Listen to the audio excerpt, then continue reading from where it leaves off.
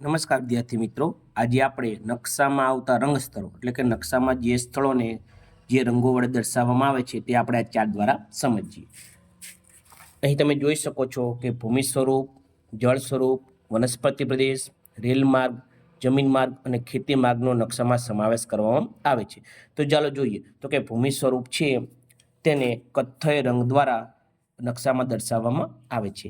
ત્યારબાદ બીજું છે કે જળ સ્વરૂપ, તેને વાદળી રંગ દ્વારા નકશામાં દર્શાવવામાં આવે છે. ત્યારબાદ જે વનસ્પતિ પ્રદેશ છે તેને લીલા રંગ દ્વારા નકશામાં દર્શાવવામાં આવે છે.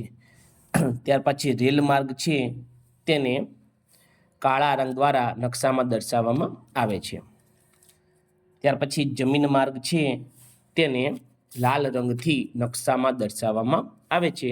અને જે ખેતી માર્ગ છે એટલે કે ખેતી વિભાગ છે તેને સરસ મજાના પીળા રંગથી નકશામાં દર્શાવવામાં આવે છે. તો તમે જોઈ શકો છો કે જે 6 પ્રકારના સ્વરૂપો છે નકશાના તેને અલગ અલગ રંગો વડે રંગ સ્તર વડે દર્શાવવામાં આવે છે.